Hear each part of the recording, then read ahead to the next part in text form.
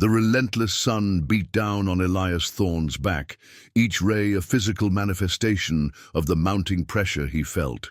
Sweat beaded on his brow, mingling with the grime that seemed permanently etched into his skin. The land stretched out before him, a vast ochre expanse that whispered of hardship and faded dreams. It was his inheritance, a legacy painstakingly built by his father, and now it was slipping through his fingers like the fine red dust that coated everything. The bank's final notice lay heavy in his pocket, a stark reminder of the dwindling time he had to salvage his ranch from foreclosure. His gaze drifted to the small, weathered homestead, its paint peeling like sunburnt skin, the porch sagging as if weary of its own existence. It mirrored his own state, worn down, neglected, yet stubbornly holding on. He'd poured his life into this land since his father's passing 5 years prior, trying to live up to a reputation he felt he'd failed to uphold. The drought, a relentless adversary, had been his undoing, wilting his crops and thinning his cattle to a point of no return. Every sunrise brought a fresh wave of despair, every sunset a deeper ache of futility. Elias sighed, the sound lost in the vast silence of the plains. He kicked a loose stone, sending it skittering across the dry earth. He needed a miracle, a stroke of luck, anything to turn the tide. But luck, he'd learned, was a fickle companion in this unforgiving territory. He walked towards the small corral, his boots crunching on the parched ground. The few remaining cattle milled listlessly, their ribs stark against their hides. His heart ached at the sight. They were more than just livestock. They were the lifeblood of his livelihood, and they were starving. Suddenly, a distant rumble broke the monotony of the wind's whisper. A wagon, kicking up a plume of dust, was making its way towards his ranch. Elias squinted, his hand shielding his eyes. It was Jedediah, the local livestock dealer, a man whose jovial demeanor often masked a shrewd business sense. Jedediah's arrival usually meant one thing: an opportunity to sell off what little he had left, or, more grimly, to acquire something he couldn't afford. As the wagon drew closer, Elias could make out the figure of Jedediah, his wide-brimmed hat casting a shadow over his ruddy face. Beside him, tethered precariously to the back of the wagon, was a horse. Even from this distance, Elias could tell it was in poor condition. Its coat was matted and dull, its gait uneven, a definite limp evident with every step. It was a sorry sight, a creature that had clearly seen better days, and likely many worse ones. Elias's heart sank. Jedediah wasn't bringing him good news. He was bringing him more burdens, more reminders of his own failing fortunes. He braced himself for whatever deal Jedediah was about to propose, the taste of dust and disappointment already in his mouth. The weight of his failing ranch pressed down on him, a suffocating blanket on this sweltering afternoon. He just wanted it to be over, one way or another. Jedediah pulled the wagon to a halt a few yards from Elias, the horses snorting and pawing the ground. He tipped his hat, a broad grin stretching across his face, though his eyes held a flicker of something unreadable. "Elias, my boy," he boomed, his voice hearty, a stark contrast to the somber mood Elias felt. "Come to see my latest acquisition?" Elias grunted, walking slowly towards the wagon. He circled the lame horse, his gaze critical. It was a mare, a bay, but her coat was dull, her ribs showing prominently beneath the rough hide. One of her hind legs was held at an awkward angle, and she favored it heavily.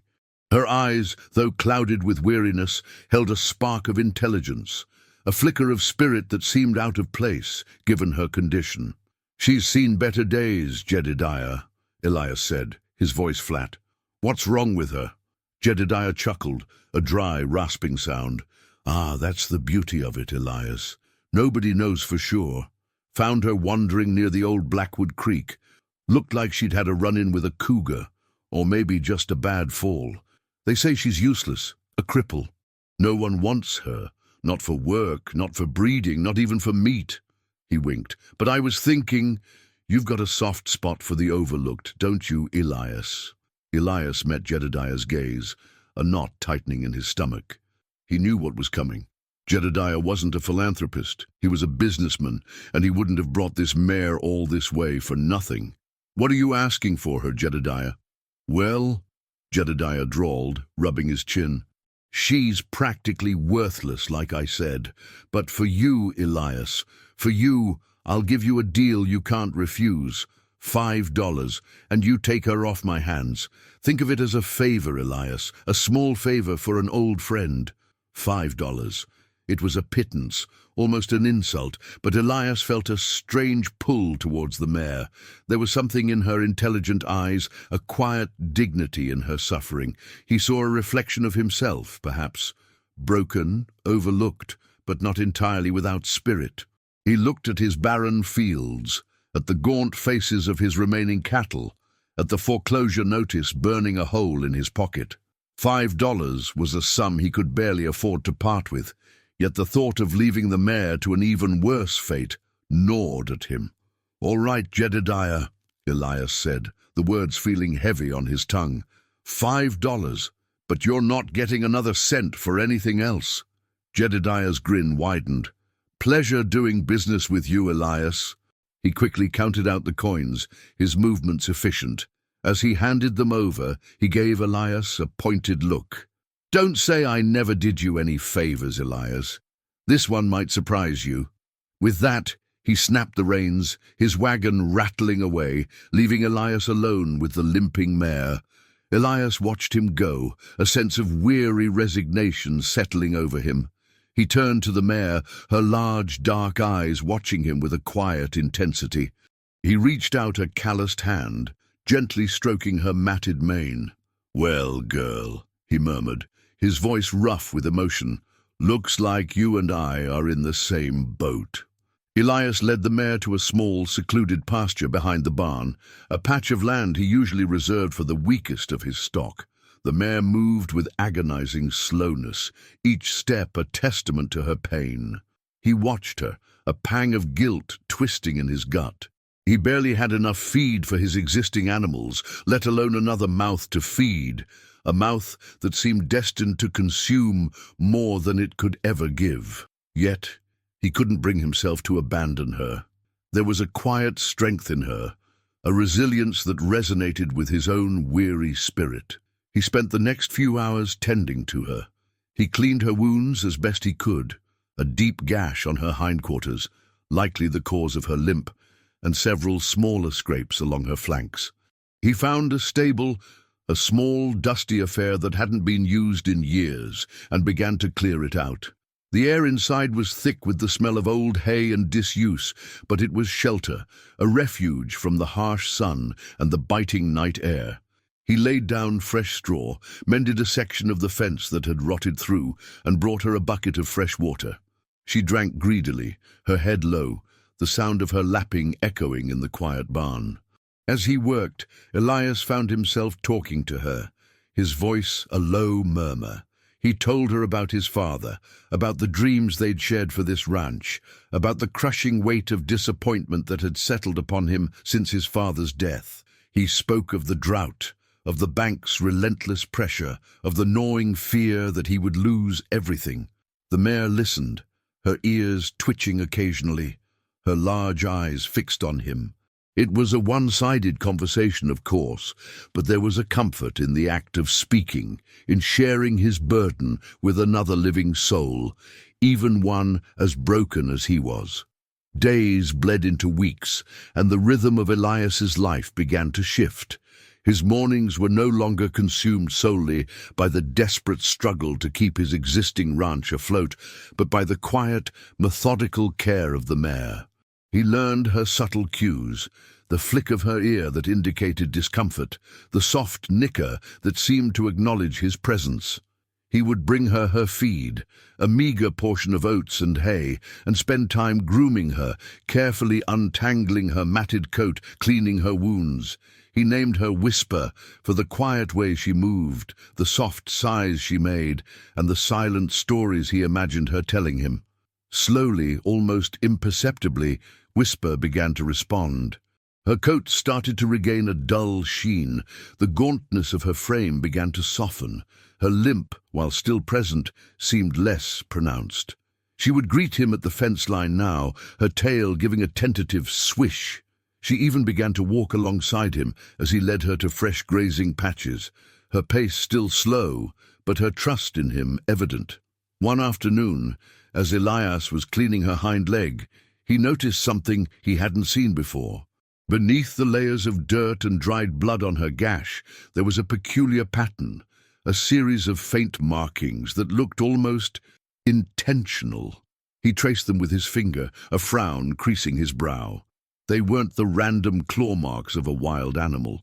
They were too regular, too deliberate. It was an odd detail, and one that Elias, preoccupied with his own survival, couldn't quite decipher. He dismissed it as a trick of the light, a phantom of his own weary mind. He continued his routine, the quiet dedication to whisper becoming a balm to his own frayed nerves. The mare's slow recovery offered a sliver of hope, a tangible sign that things, however gradually, could improve. He found himself looking forward to their time together, the simple act of caring for another creature, a welcome distraction from the looming spectre of foreclosure. He even started to notice the subtle changes in the landscape, the faint green shoots pushing through the parched earth after a rare, much-needed rain. It was a small sign, but it was a sign nonetheless. One evening, as the sun dipped below the horizon, painting the sky in hues of orange and purple, Elias sat by Whisper's pasture watching her graze. She moved with a newfound grace, her limp still there, but no longer dictating her every movement. She looked up, her eyes meeting his, and for the first time Elias saw not just weariness, but a spark of life, a quiet gratitude. He smiled, a genuine, unforced smile that felt foreign on his lips. "You're coming along, aren't you, girl?" he murmured. "Maybe we'll both make it after all." The thought, fragile as it was, took root in his heart, a tiny seed of possibility in the vast expanse of his despair. The fragile hope Elias had found in Whisper's slow recovery was tested by the arrival of Silas Croft. Croft was a man who embodied the cutthroat spirit of the West, a shrewd land speculator with eyes that glinted like polished obsidian and a smile that never quite reached them. He'd been circling Elias's ranch for months, a vulture waiting for its prey to fall. Today, he'd finally landed. Elias spotted Croft's gleaming black carriage approaching from the main road, its arrival announced by the arrogant clatter of hooves and the rumble of its wheels. It was an ostentatious display, a stark contrast to Elias's own dilapidated wagon. Croft's presence always brought a chill, a subtle reminder of the power he wielded and the ruthlessness with which he wielded it. Croft dismounted with an air of practiced condescension, his expensive suit impeccably clean despite the dusty surroundings. He offered Elias a curt nod, his gaze sweeping over the worn homestead and the meager herd with a dismissive air. "Thorne," he greeted, his voice smooth but laced with an undercurrent of menace. "Still clinging to this dust bowl, I see." Elias bristled, but kept his tone even. "It's my land, Croft, and it's doing just fine." A blatant lie, but one he felt compelled to utter. Croft let out a low chuckle. "Fine, Thorne, even the tumbleweeds are looking thin. I've heard the whispers. The bank's patience is wearing thin. They're ready to sign it over to someone who can actually make it productive. Someone like me." Elias's jaw tightened. "You're not getting my land, Croft." "Oh, but I will," Croft countered, his eyes narrowing slightly. "The offer I made to the bank stands. A generous sum for a property on its last legs. And you, Elias, you'll be out on the street with nothing but your broken dreams." He gestured vaguely towards the barn. "And that sorry excuse for a horse you've got stabled in there. Heard Jedediah sold you that cripple for a handful of beans." Elias felt a surge of anger. "Whisper is worth more than you know, Croft." Croft scoffed. "Worth? A lame horse? Unless she's secretly carrying a chest of Spanish doubloons, I doubt it. You always were a sentimental fool, Thorne. Idealistic. It's what makes you so easy to manage." He let the implication hang in the air. Elias turned away, unwilling to engage further. He walked towards the corral where Whisper was grazing, her limp less pronounced now, her movements more fluid. Croft followed, a predatory gleam in his eyes. He watched Whisper for a moment, a thoughtful expression on his face. "Interesting markings on her hindquarters, Thorne," Croft said, his voice softer now, almost conversational, almost like brands, but not any I've seen before. Elias froze. He'd noticed them too, those peculiar markings. He'd dismissed them, but Croft's sharp observation unnerved him. "Just scars," Elias said, his voice tight, "from a bad fall." Croft merely smiled, a slow, knowing smile. "Perhaps. Or perhaps she's more than just a lame horse. Perhaps she has a history. And histories, Thorne, can be valuable or dangerous." He turned to face Elias fully, his dark eyes locking onto Elias's. "Don't underestimate the value of what you overlook, Elias. Sometimes the most valuable things are hidden in plain sight, waiting for the right eye to see them. And sometimes those things attract the wrong kind of attention." Croft's words, laced with veiled threats and a chilling insinuation, settled deep within Elias. He knew Croft wouldn't give up. He was relentless, like the drought, like the dust. And now, it seemed, Croft had taken an interest not just in Elias's land, but in Whisper as well. The mare, his symbol of hope, was now potentially a target. A seed of unease, colder and sharper than the desert wind, began to take root in Elias's heart. The whispers of doubt had begun, and they threatened to drown out the quiet murmurs of hope he'd nurtured in Whisper's presence. He had to protect her, not just from her own injuries, but from the avarice of men like Croft. The weight of Croft's veiled threats lingered long after the black carriage had disappeared down the dusty road. Elias found himself watching Whisper with a new intensity, his gaze constantly scanning her for any sign of distress, any hint that Croft's predatory interest had manifested in some tangible way.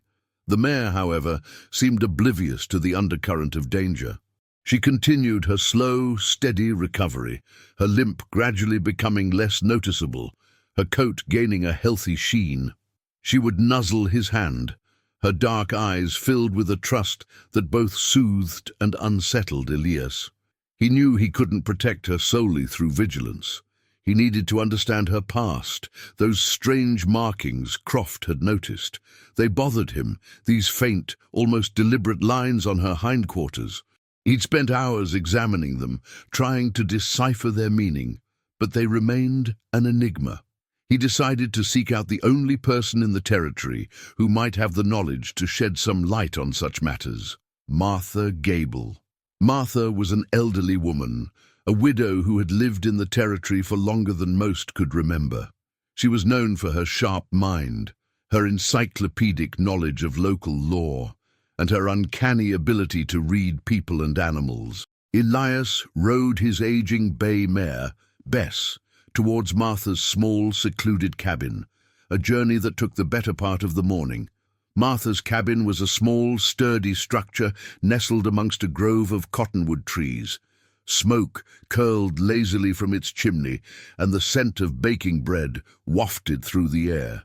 As Elias approached, Martha emerged, wiping her hands on her apron, her eyes, though faded with age, still sharp and inquisitive. "Elias Thorne," she said, her voice raspy but kind. "It's been a while. Come in, child. You look like you've wrestled with a pack of coyotes and lost." Elias managed a weak smile as he dismounted. "Something like that, Martha." Inside, the cabin was warm and inviting, filled with the comforting aroma of herbs and wood smoke. Martha bustled about, pouring Elias a cup of strong black coffee and offering him a slice of her freshly baked bread. He explained his predicament, the looming foreclosure, Croft's predatory interest, and most importantly, Whisper. He described the mare's condition when he found her, her slow recovery, and then he showed her the sketches he'd made of the markings on her hindquarters. Martha examined the sketches closely, her brow furrowed in concentration. She hummed thoughtfully, her eyes distant, as if sifting through memories buried deep within the annals of the territory. After a long silence, she looked up, her gaze piercing. "These markings, Elias," she began, her voice serious. "They are not brands I recognize from any of the established ranches or cattle companies around here. They are too intricate, almost like a personal sigil." Elias leaned forward. "A sigil? What do you mean?" "In the old days," Martha explained, her voice dropping to a near whisper, "some travelers, especially those who dealt in less than legal goods or those with secrets to hide, would use unique markings on their animals. Not brands, not official ones, but symbols that only they and their associates would understand, a way to identify their property without drawing undue attention." Elias's heart sank. Whisper wasn't just a stray. She likely belonged to someone with a past that could easily catch up with her and with him. "But who?" he pressed. "And why would they leave her like that?" Martha shook her head slowly. "That, my boy, is the question. The markings suggest a connection to someone who valued discretion. The gash on her leg, it looks like it was meant to incapacitate her, perhaps to slow her down, to prevent her escape or to be found. It's a cruel method, but not unheard of among those who operate in the shadows." Elias felt a cold dread creeping into his veins. Croft's words echoed in his mind. Sometimes, the most valuable things are hidden in plain sight. Was Whisper more than just a broken-down horse? Was she a forgotten asset, a lost connection to a dangerous past? Martha looked at Elias, her eyes filled with a mixture of pity and concern. "Elias, you have a good heart. You see the good in creatures others deem worthless. But this horse, she may carry more than just a limp. She may carry a burden of secrets, secrets that men like Croft would pay dearly for or kill to possess." Elias thanked Martha, his mind racing. He rode back to his ranch, the sun beginning its descent, casting long shadows that seemed to twist and writhe like the secrets Martha had alluded to. He found Whisper in her pasture, grazing peacefully, her gait remarkably smooth now. She looked up at him, and he saw not just a lame horse, but a creature with an unknown history, a potential key to a dangerous game. He felt an overwhelming sense of responsibility. He had rescued her, and now he had a debt to repay, not just to the animal, but to the truth, whatever it may be. He knew with a chilling certainty that his fight for his ranch had just become infinitely more complicated and far more perilous. The days that followed were filled with a renewed sense of urgency for Elias. Martha's words had planted a seed of curiosity, an almost obsessive need to understand Whisper's past. He spent every spare moment with her, not just tending to her physical needs, but observing her, trying to glean any clue from her behavior. He noticed how she'd sometimes lift her head, as if listening to a distant sound, or how her ears would swivel towards the distant mountains, a strange alertness in her eyes. One sweltering afternoon, as Elias was brushing Whisper's coat, he noticed her twitching her ears in a particular direction, towards a rugged, less-traveled canyon to the north. It was an area known for its treacherous terrain and the lingering rumors of abandoned mines. Elias had always avoided it, deeming it too risky, but Whisper's persistent attention piqued his interest. Driven by an instinct he couldn't explain, Elias decided to investigate. He packed a small bag with water, some dried rations, and a pickaxe, and mounted Bess. Whisper surprisingly seemed eager, her limp almost entirely gone now, her stride confident and strong. She nudged him, as if urging him forward. He decided to let her accompany him, a decision that felt both impulsive and right. The canyon was as forbidding as the legends described. Steep, rocky walls rose on either side, casting long, cool shadows. The silence was broken only by the occasional cry of a hawk and the crunch of their hooves on loose scree. Elias followed Whisper, who seemed to move with an uncanny sense of direction, navigating the uneven ground with an ease that belied her past injuries. After what felt like hours of arduous travel, Whisper suddenly stopped, Her head held high, her nostrils flared. She let out a soft whinny, a sound that seemed to echo with a strange familiarity. Elias looked around, seeing nothing but rocks and scrub. Then he noticed it, a narrow, almost hidden opening in the canyon wall, partially obscured by overgrown brush. It was too small to be a main mine entrance, more like a crevice or a forgotten access point. As Elias dismounted, Whisper nudged him towards the opening. He hesitated.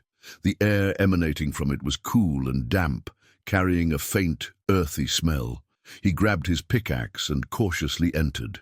The passage was tight, forcing him to stoop, but it soon opened into a small, natural cavern, and there, tucked away in a shadowy corner, was an old, rotted wooden chest. His heart pounded. Could this be it? The secret Martha had spoken of. He pried open the chest with his pickaxe. Inside, he found not gold or jewels, but a collection of worn, leather-bound journals, a tarnished silver locket, and a small, intricately carved wooden bird. He carefully lifted out the journals, their pages brittle with age. The handwriting was cramped and faded but legible. They belonged to a prospector named Jedediah Stone, a name that sent a jolt through Elias. Jedediah Stone, the same name as the livestock dealer who had sold him Whisper. Elias began to read, his eyes scanning the faded ink under the dim light filtering into the cavern. The journals chronicled Stone's arduous search for gold in this very canyon, his struggles, his hopes, and his eventual discovery of a rich vein of ore. He wrote of hiding his findings, fearing betrayal, and of creating a unique marking, a sigil of trust, to identify his most prized possession, his mare, a magnificent bay named Goldie, who had helped him find the mine. He described her markings in detail, and Elias's blood ran cold. They were identical to Whisper's. Stone had encountered trouble. He wrote of being ambushed by rivals, of his mare being injured in the struggle, and of his desperate attempt to hide his claim and his horse before succumbing to his wounds. He had hidden the journals and the locket, hoping that someone trustworthy would eventually find them, someone who would understand Goldie's value. As Elias read the last entry, a sense of awe and a profound sadness washed over him.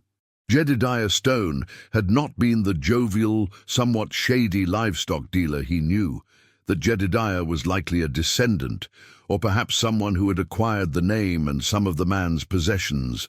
The mare he'd bought wasn't just a stray. She was Goldie, the mare of Jedediah Stone, the prospector who had found a hidden gold mine. And the markings, they were a declaration of ownership, a map to a fortune. He looked at Whisper, who stood patiently at the cavern entrance, her eyes bright in the dim light. She wasn't just a lame horse. She was the key to a lost treasure, a living legacy of a forgotten prospector. And now she was his. A mixture of excitement and apprehension filled Elias. This discovery could save his ranch, but it also placed him directly in the path of anyone else who might know Jedediah Stone's story, or any rivals who might have been involved in his demise. He had stumbled upon more than just a gold mine. He had stumbled upon a history, a destiny, and a dangerous secret. The discovery in the canyon weighed heavily on Elias. He had found the journals of Jedediah Stone, the prospector, and the truth about Whisper. She was his mare, Goldie, marked with a unique sigil that indicated her connection to a hidden gold mine. The sheer magnitude of the discovery was overwhelming, a potential salvation for his failing ranch, yet it also brought a chilling realization of the dangers that lay ahead. Silas Croft, the land speculator, had an insatiable greed, and if he ever caught wind of this, Elias knew his life and Whisper's would be in grave peril.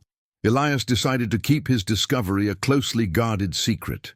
He carefully replaced the journals, the locket, and the wooden bird in the chest, and recovered the entrance to the cavern, making it appear as undisturbed as he'd found it. He knew he couldn't leave the treasure vulnerable. He needed to secure it, and more importantly, he needed to understand its true value and how to safely access it. On the ride back, Whisper seemed more alert, her senses heightened, as if sensing the shift in Elias's mood and the significance of their journey. She would glance towards the distant peaks, her ears perked, a silent guardian of her former master's secrets. Elias found himself talking to her again, this time with a newfound respect and a sense of shared destiny. "Jedediah Stone," he murmured, stroking her neck. "He trusted you, girl, and now so do I." Back at the ranch, Elias began to implement subtle changes. He reinforced the fences around the secluded pasture where Whisper resided, making them sturdier and more difficult to breach. He spent hours studying Jedediah Stone's journals, trying to decipher the cryptic clues about the mine's exact location and the best way to extract the gold. The prospector's entries spoke of a rich vein, accessible through a narrow shaft, but also of the challenges posed by the terrain and the constant threat of claim jumpers. He also began to secretly gather supplies, extra tools, sturdy ropes, and a more reliable pickaxe. He worked mostly at night under the cloak of darkness, his movements cautious and deliberate. Every creak of the floorboards, every rustle of the wind made him jump. He was no longer just a rancher fighting for his land. He was now a guardian of a hidden fortune, a man walking a tightrope between salvation and ruin. One evening, while Elias was mending a section of the corral fence, Silas Croft's carriage appeared on the horizon once more. Elias's blood ran cold. Croft rarely visited without a purpose, and his timing was always unnerving. Elias hurried to hide his tools and tried to appear as nonchalant as possible as the carriage approached. Croft dismounted, his smile as shark-like as ever. "Thorne," he greeted, his eyes scanning the ranch with their usual critical gaze, still looking as prosperous as a desert bloom after a dust storm. "What do you want, Croft?" Elias asked, his voice tight. He could feel Whisper watching from the pasture, her stillness a contrast to his own internal turmoil. "Just passing by," Croft said, his gaze lingering on the reinforced corral. "Noticed you've been busy, strengthening your defenses, or perhaps preparing for your departure," he chuckled. "I've been speaking with the bank, Elias. They're not as patient as I am. They've given you a week. 1 week, Thorne, and then this land belongs to me. Unless, of course, you've found a sudden windfall." He raised an eyebrow, his gaze sharp and probing. Elias met his gaze, his heart pounding. "I'll have the money, Croft. Don't you worry." Croft's smile faltered for a fraction of a second, replaced by a flicker of suspicion. "Will you now? And from where, may I ask? Jedediah Stone's ghost?" He let out a dismissive laugh. "Don't be foolish, Thorne. There's nothing of value left on this land.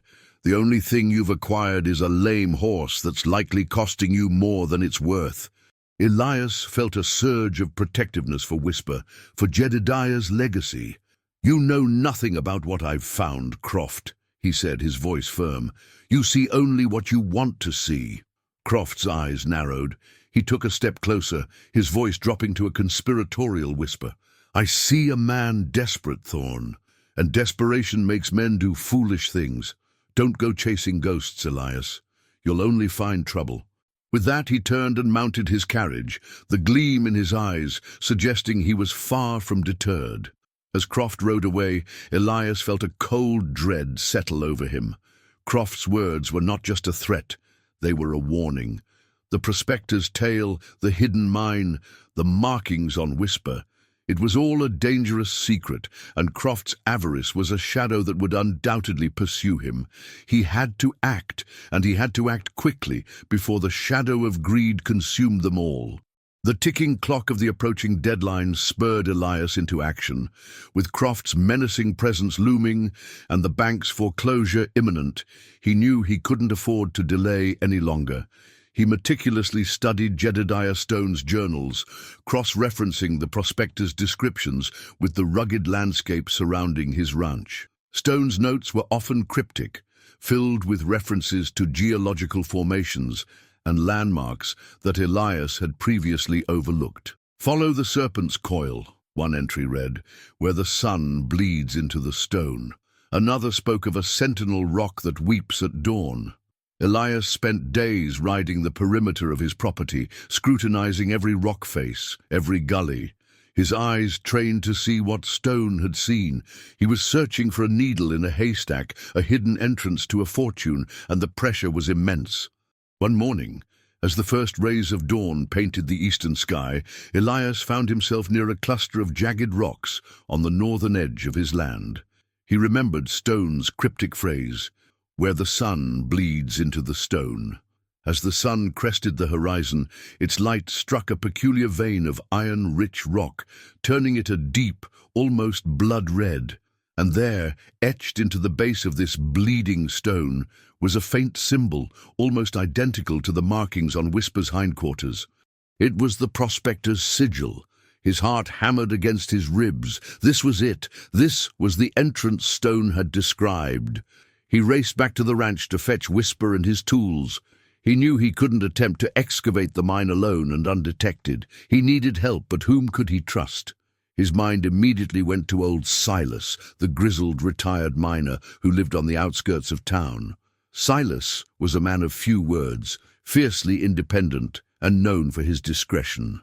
He had always been kind to Elias, sharing tales of his mining days and offering quiet advice. Elias found Silas tending to his small garden, his hands gnarled and weathered like ancient roots.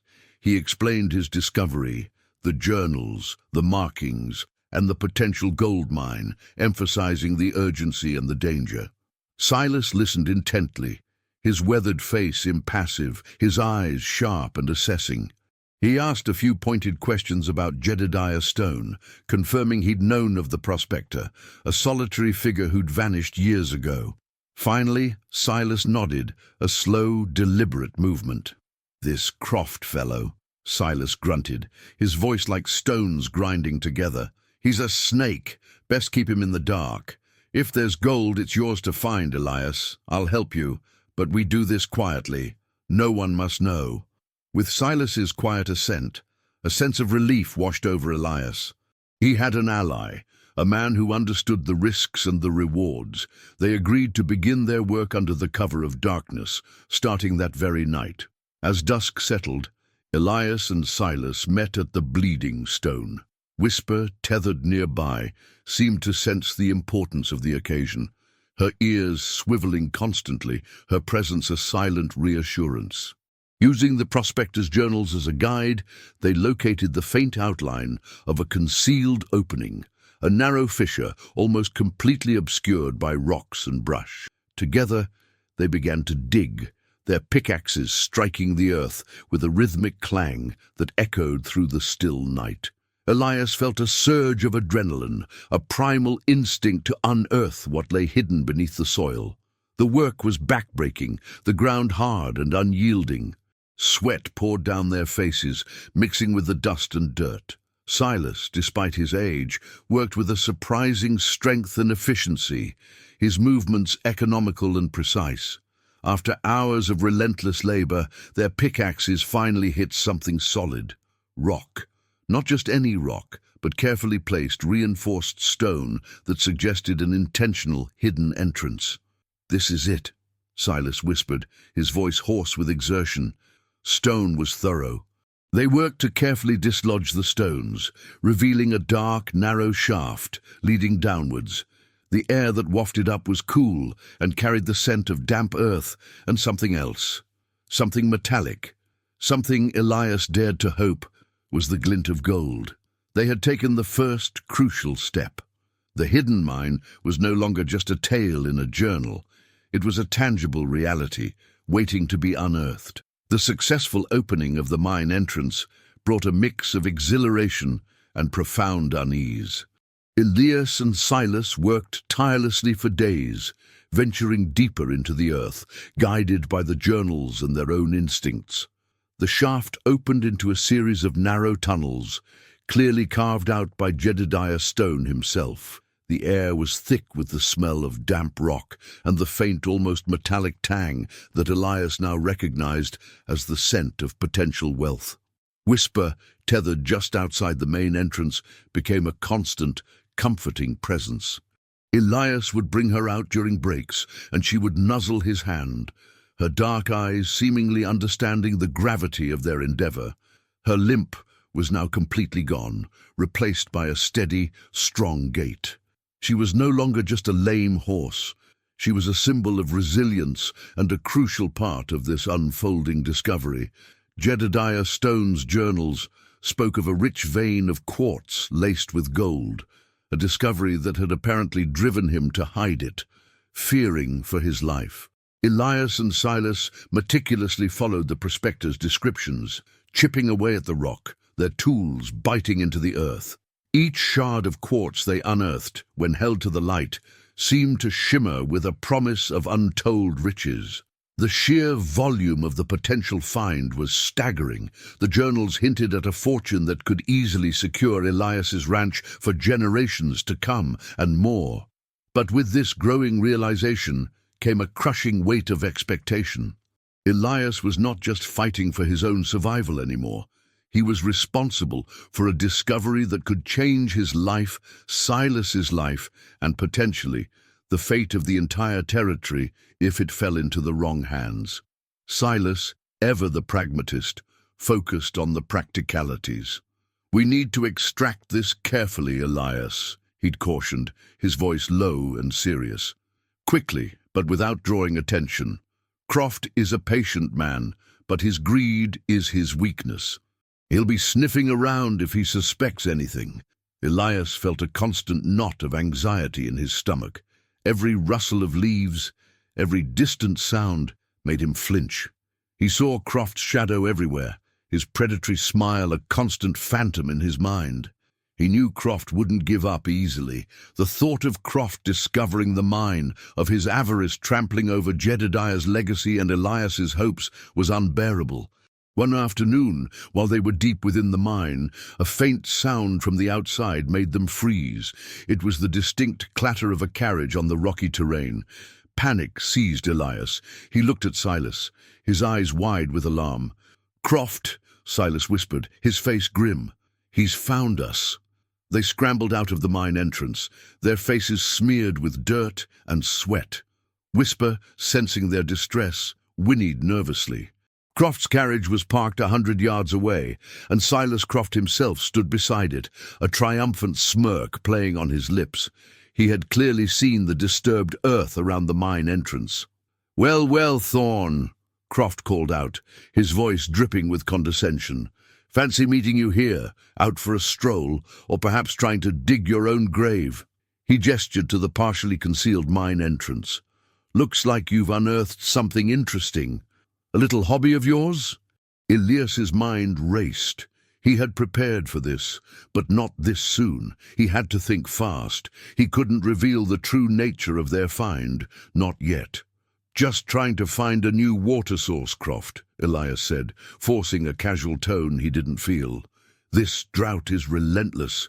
Croft chuckled, a harsh grating sound. "Water source? In this dry a spot? Don't insult my intelligence, Thorne. I see the disturbed earth, I see the tools, and I smell something else, something more valuable than water." His gaze swept over Silas, then back to Elias, a dawning suspicion in his eyes. "You've found something, haven't you? Jedediah Stone's fabled mine, perhaps?" Silas stepped forward, his presence solid and unwavering. "You're mistaken, Mr. Croft. Mr. Thorne is merely working on his land." Croft's eyes narrowed, a dangerous glint appearing in them. "Is that so?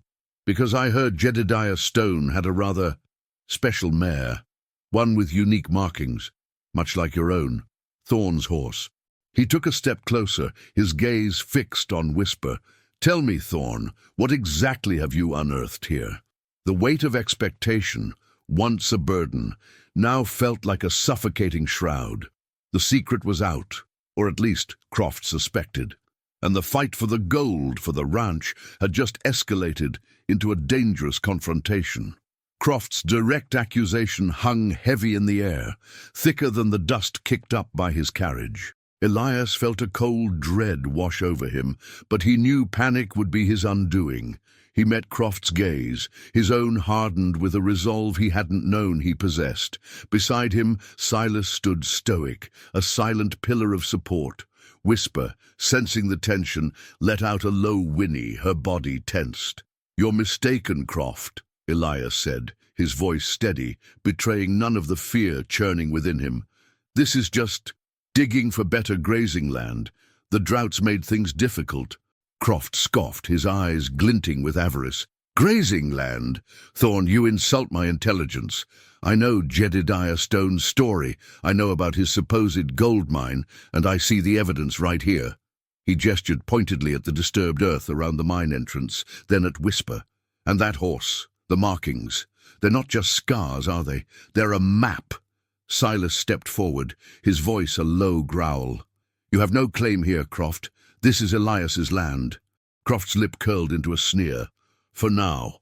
But the bank's notice is clear, and what Elias has found here, that's mine by right of discovery, or perhaps by right of persuasion." He let the unspoken threat hang in the air. He was implying that if Elias didn't cooperate, Croft would take it by force, or by manipulating the situation to his advantage. Elias knew he was at a disadvantage. Croft had the backing of the bank and a reputation for ruthless tactics. He couldn't afford a direct confrontation, not without knowing the full extent of the gold, and certainly not while protecting Whisper. But he also couldn't let Croft have it.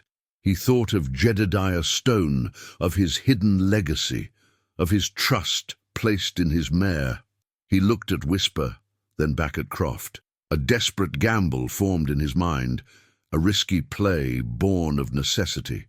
"You think you know what's here, Croft?" Elias said, his voice laced with a feigned confidence. "You think you can just waltz in and take it? This is just a small opening. The real wealth, it's deeper, and it's dangerous. Jedediah Stone himself barely survived it." Croft's eyes narrowed, but a flicker of intrigue and greed danced within them. "Dangerous how?" "Cave-ins," Elias lied, embellishing on the truth from Stone's journals. "Unstable shafts, and other things. Things he didn't write down, things that cost him his life." He paused, letting the implication sink in. "This little hole you see is just the beginning. To get to the real treasure, you'd need more than just a pickaxe. You'd need a plan, and you'd need to trust the one who truly knows this land." He subtly gestured towards Whisper. Croft looked from Elias to Whisper, then back to the mine entrance. His eyes narrowed, calculating. He was a man driven by greed, but also by self-preservation. The idea of a dangerous, unmapped mine appealed to his avarice, but also hinted at significant risk. "And you, Thorne," Croft said, his voice laced with suspicion, "you expect me to believe you'd share this fortune with a man who's about to lose his land?" Elias took a deep breath. "I need my land, Croft. You need the gold. We can make a deal. I'll lead you to the main vein. We extract it together, and then we split it, 50-50. He held his breath, the gamble hanging in the balance. It was a dangerous bluff, a desperate attempt to buy time, to secure his own future and protect Whisper's secret. Croft stared at Elias for a long moment, his mind clearly working through the possibilities. The gleam in his eyes intensified, the promise of gold outweighing his immediate suspicions. He knew Elias was desperate, but perhaps desperation made him more vulnerable to suggestion. Finally, Croft gave a slow, calculating smile. 50-50, Thorne. That's generous of you. You drive a hard bargain for a man on the brink of ruin." He extended a hand, not for a handshake, but as if to grasp something intangible. "Very well. But understand this, Thorne. There will be no tricks, no hidden stashes. If I discover you've lied to me or tried to cheat me," he let the threat hang, unspoken but understood, "you will regret it."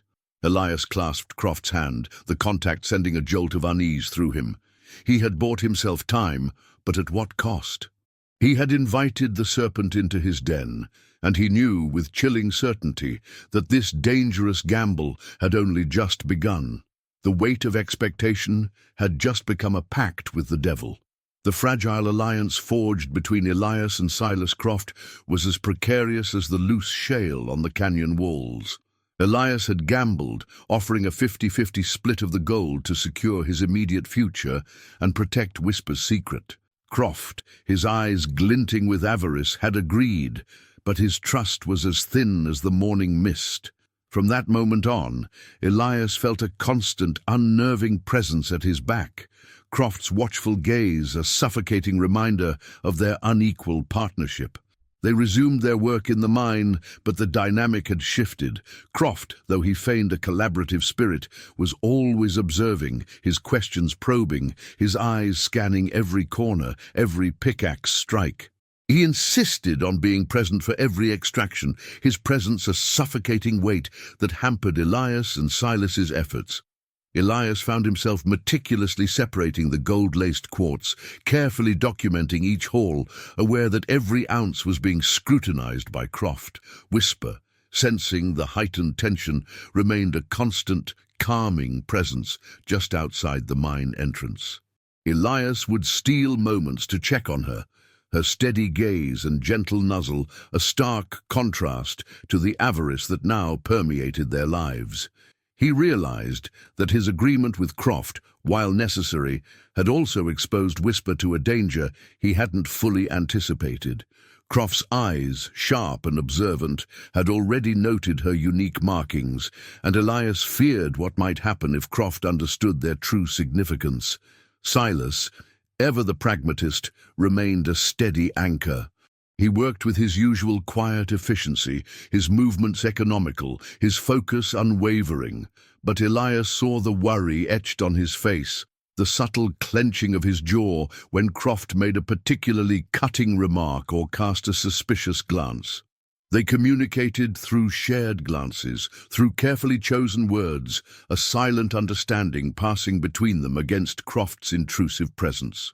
One afternoon, as they were extracting a particularly rich vein of ore, Croft's gaze fixated on Whisper, who was grazing peacefully nearby. "That horse of yours, Thorne," he said, his voice casual but his eyes sharp. "Those markings, they're quite distinctive. Remind me of something I saw in an old prospector's journal once. Jedediah Stone, wasn't it?" Elias's heart leaped into his throat. He forced himself to remain outwardly calm, his hand tightening on his pickaxe. "Just old scars, Croft," he replied, trying to keep his voice even. "From a bad fall." Croft chuckled, a low, disbelieving sound. "Scars, you say? Interesting. Stone was known for his unique methods, and his loyal mare. A mare named Goldie, I believe. Funny coincidence, wouldn't you say?" He let the insinuation hang in the air, his eyes probing Elias for a reaction. Elias met his gaze, his own gaze unwavering. "Just a coincidence, Croft. This is a harsh land. Animals get hurt. Iheti." He turned back to his work, his hands trembling slightly. He knew Croft was suspicious, that his bluff was wearing thin. He had to find a way to secure the gold, and more importantly, to protect Whisper, before Croft's greed led him to uncover the full truth. A truth that would undoubtedly put them all in grave danger. The partnership was a gilded cage, and Elias felt the bars closing in. The tension in the air grew palpable with each passing day. Croft's presence was a constant reminder of their precarious agreement, and Elias knew it was only a matter of time before his suspicions turned into outright confrontation. He and Silas worked with a feverish intensity, trying to extract as much of the gold as possible, while Croft shadowed their every move, his greed a palpable force. One moonless night, Elias and Silas were deep within the mine, the only light emanating from their flickering lanterns and the faint shimmer of gold-laced quartz. They had just unearthed a particularly rich seam, the promise of a substantial fortune glinting in the lantern light. Elias felt a surge of hope, a belief that they might finally be able to salvage his ranch and secure their futures. Suddenly a faint sound, barely audible above the ringing of their pickaxes, echoed from the mine entrance. It was the unmistakable sound of horses approaching, not just one or two, but a small group. Elias and Silas exchanged a look of alarm. Croft had come for them. "He's brought company," Silas whispered, his voice grim. This isn't just about the gold anymore, Elias. He intends to take it all. Panic threatened to engulf Elias, but he forced himself to remain calm.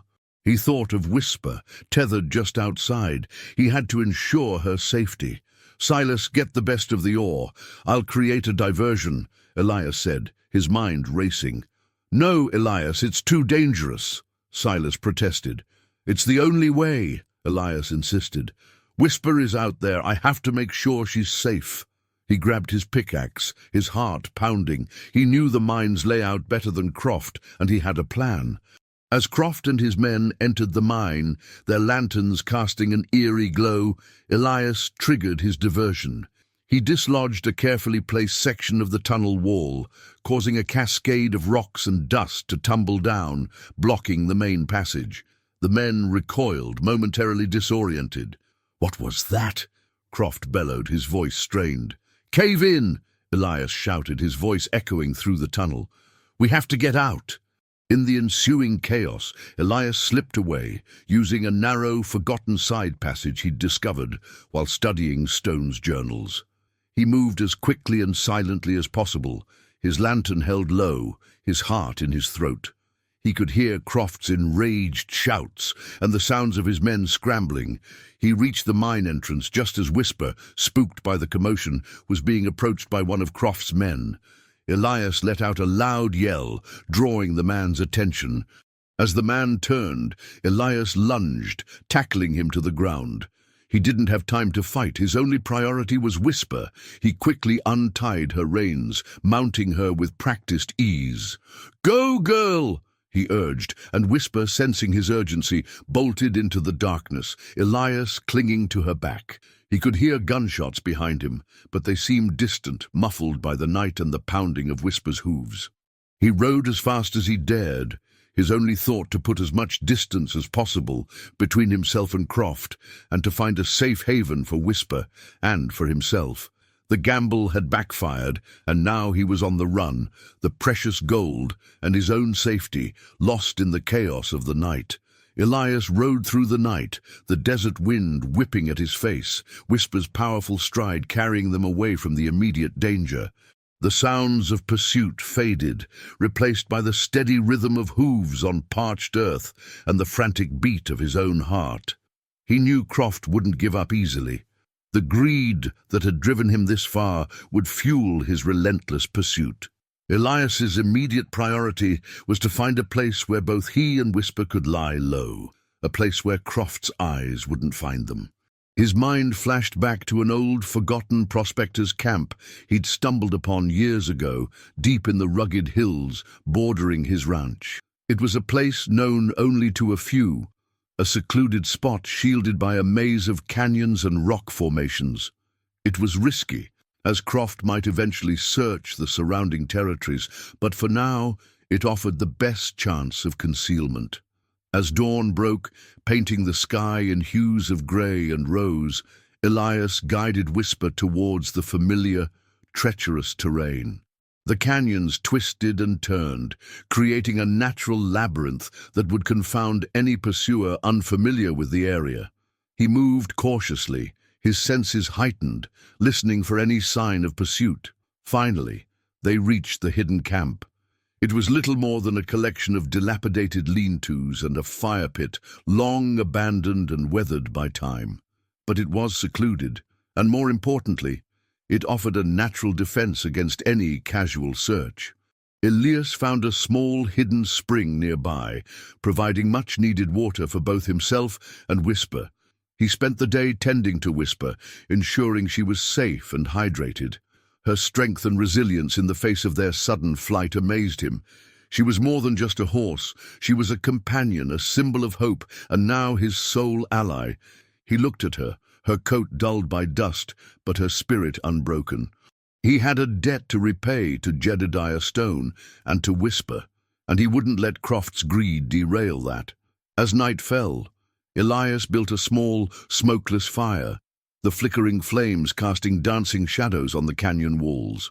He retrieved the few nuggets of gold he'd managed to grab during the escape, the tangible proof of Stone's legacy. It wasn't much, but it was a start. He knew he couldn't stay hidden forever. Croft was a formidable opponent, and the bank's deadline was fast approaching.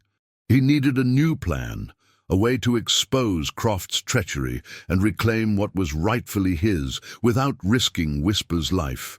He began to sketch out a strategy, piecing together the fragmented information from Stone's journals, his own observations, and the events of the ambush. He realized that Croft's greatest weakness was his unchecked greed and his arrogance. If Elias could exploit that, if he could turn Croft's own avarice against him, he might stand a chance. He thought of Martha Gable, the wise old woman who had helped him decipher Whisper's markings. She was discreet and had a deep understanding of the territory's secrets. Perhaps she could help him. He also considered Silas.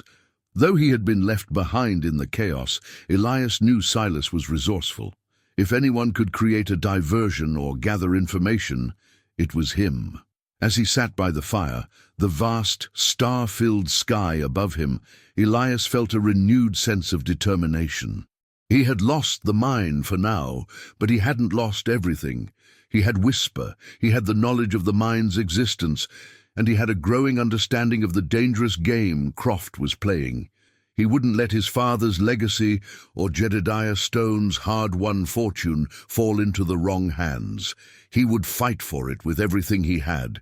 Elias knew he couldn't stay hidden indefinitely. Croft's resources were vast, and his pursuit would be relentless.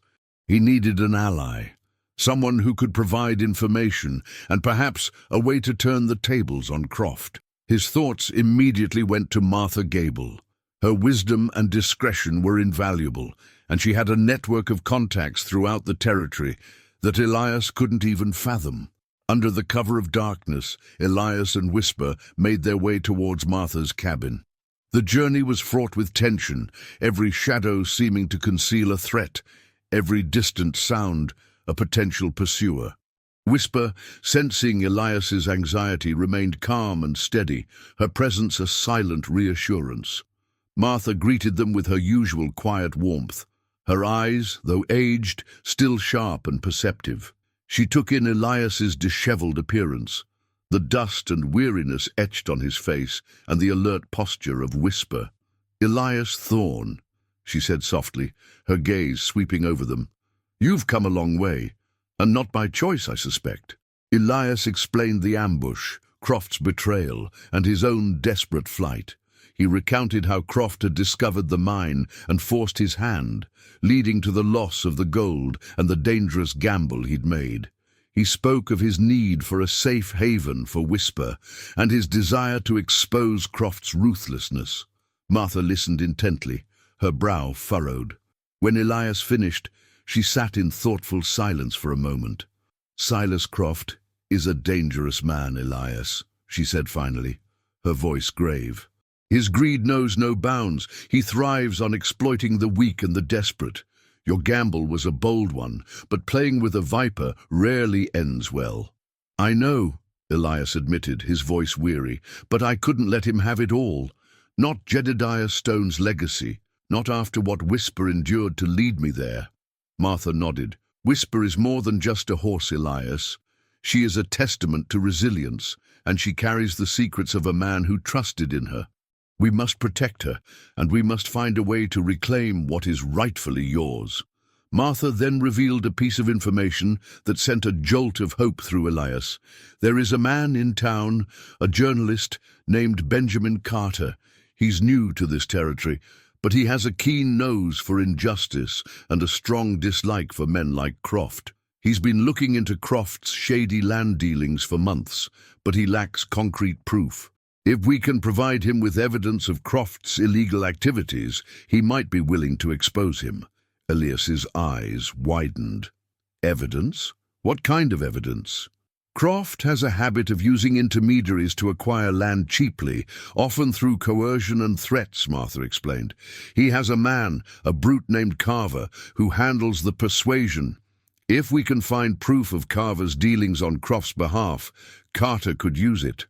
Martha then revealed that she had heard whispers of Carver operating near an abandoned stagecoach station, a place known for its illicit dealings. It was a dangerous proposition, but it offered Elias a chance to strike back, to expose Croft's true nature. "I can guide you to the station," Martha offered, "but you must be cautious. Carver is not a man to be trifled with. And remember, Elias, Whisper's unique markings are a secret that must be protected. If Croft discovers their true meaning, he will stop at nothing to control that mine." Elias looked at Whisper, her calm demeanor a stark contrast to the storm of danger brewing around them. He knew Martha was right. He couldn't stay hidden forever. He had to fight, and he had to do it smartly. With Martha's guidance and Carter's potential help, he had a glimmer of hope. The informant had provided a path, and Elias was determined to walk it, no matter how perilous. The abandoned stagecoach station was a desolate, wind-swept place, its skeletal remains a testament to a bygone era. The air was thick with the scent of dust and decay, and a palpable sense of unease hung over the crumbling structures. Elias, with Whisper by his side, followed Martha's quiet directions, his senses on high alert. Martha had discreetly informed him that Carver, Croft's enforcer, was expected there that evening, along with a man known to be a witness in one of Croft's coercive land grabs. As dusk settled, painting the sky in bruised shades of purple and orange, Elias spotted Carver's wagon approaching. Carver was a burly, menacing figure, his face a mask of hard lines and suspicion. He was accompanied by another man, likely the witness Martha had mentioned, his face pale and drawn. Elias, hidden behind a dilapidated stable, watched as Carver met with the man, his voice a low, guttural rumble that carried on the wind. Elias could hear fragments of their conversation, threats, mentions of Elias's ranch, and the coerced sale of neighboring properties. This was his chance. He needed proof, something tangible to give to Benjamin Carter. Elias signaled to Whisper, a silent command that she understood. With a soft whinny, she emerged from the shadows, her distinctive markings visible in the fading light. Carver and his companion startled, their eyes widening in surprise and suspicion. "What in blazes?" Carver muttered, his hand instinctively going to the pistol at his hip. "Who's there?" Elias stepped out from his hiding place, his pickaxe held loosely but ready. "Just someone who doesn't appreciate your methods, Carver." Carver's eyes narrowed, recognition dawning. "Thorne? Croft warned me about you. Thought you'd be long gone by now." He gestured to his companion. "This one's being difficult, Thorne. Best you stay out of it." "Difficult?" Elias scoffed. "He's scared, and he should be. You're threatening him, aren't you? Just like you do to everyone Croft wants to break." Carver chuckled, a harsh, cruel sound. "Just doing my job, Thorne. Croft pays well for persuasion, and he's not the only one who's had dealings with me. If you knew what I know about the men who've passed through here." He let the threat hang, a veiled warning of his own dangerous connections. Elias knew he couldn't win a fight against Carver. He had to rely on speed and misdirection. While Carver was momentarily distracted by Whisper, Elias saw his opportunity. He bolted towards the wagon, rummaging through its contents, searching for anything that could serve as evidence. He found a ledger tucked beneath a saddlebag, filled with names, dates, and incriminating notes detailing Croft's land acquisitions and the methods used. "Looking for something, Thorne?" Carver snarled, drawing his pistol. Elias grabbed the ledger and mounted Whisper, urging her into a gallop. Gunshots rang out, but Whisper, agile and swift, weaved through the debris, dodging the wild shots.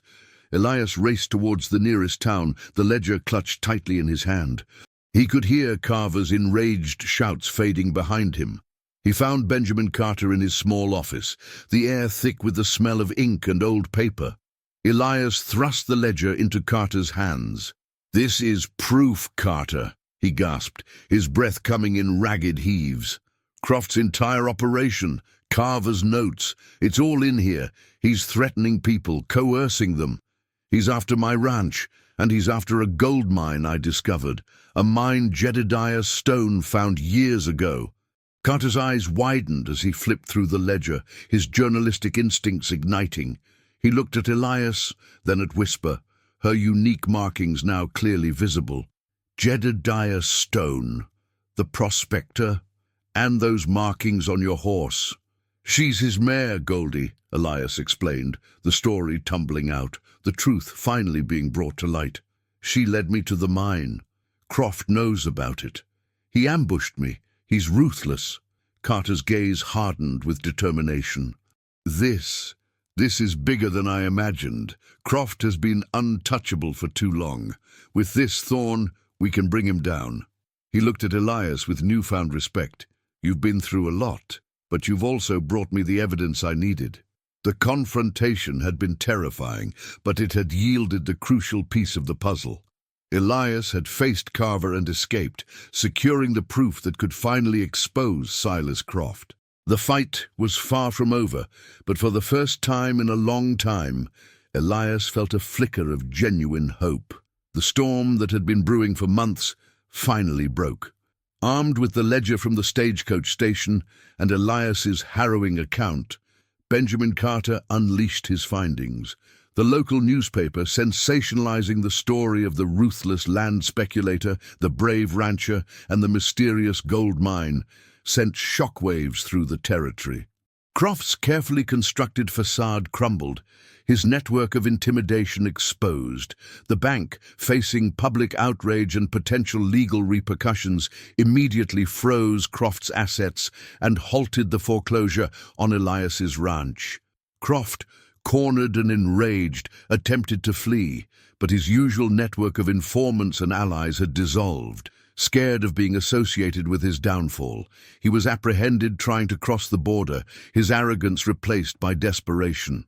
The legal proceedings that followed were swift, the evidence against him overwhelming. Elias, though vindicated, felt a profound sense of exhaustion. The fight had taken its toll.